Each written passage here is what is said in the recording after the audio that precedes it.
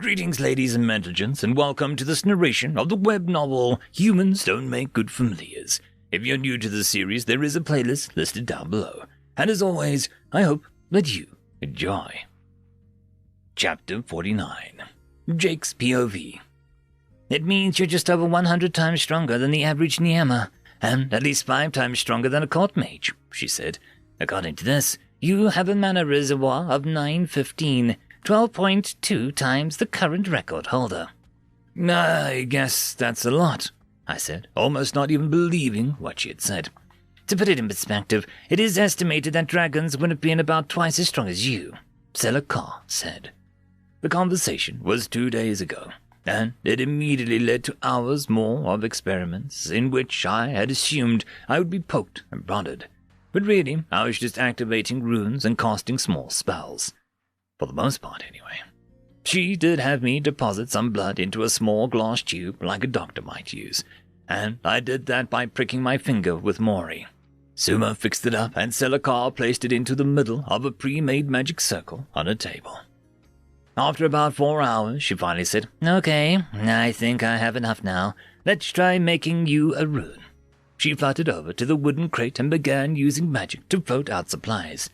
She pulled out what looked like paint brushes, clay sculpting tools, a bowl, and a small dill jar. "Any preference on what type of rune we should start with first?"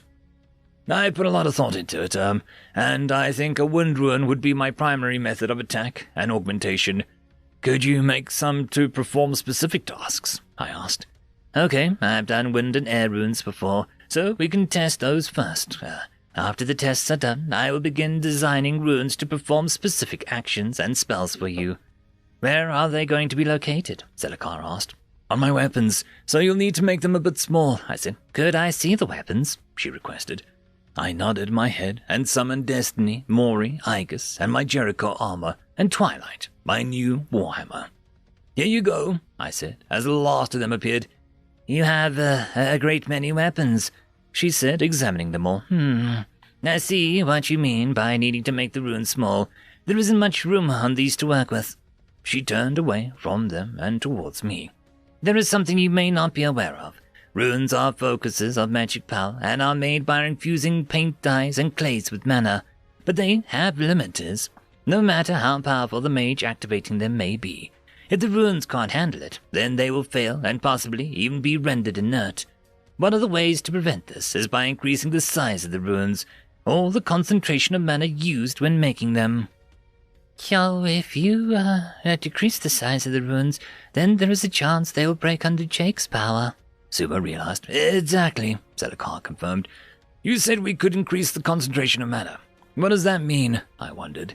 It means that you will prepare all the materials for the runes yourself, and I will use those materials to craft them. This is a rather uncommon procedure, but I have done it before. Nobles actually prefer this method because the runes are personalized to the intended user's power levels. However, she stopped. However, I asked, concerned, you have chaos magic, thus any runes you give your mana to will be chaos runes, meaning most standard rune designs won't work for you. I'll need to build you a custom rune pattern, and then modify it to fit the needed actions, she explained. Okay, let's do it, I said, excited to get started. We spent about 30 minutes mixing clays, dyes, and paints with my mana, which she had me deposit into a dull jar first to prevent any risk of automatic inversion. But afterwards, everything was ready. Okay, I'll begin creating the runes. Give me a moment, Selakar said, and got to work applying the paints and clays to a cloth canvas on the floor by floating it to it with magic. Sue and I left her to work for a while. We walked around her old school, and she told me about what she used to do in the classes and about her memories of attending the academy.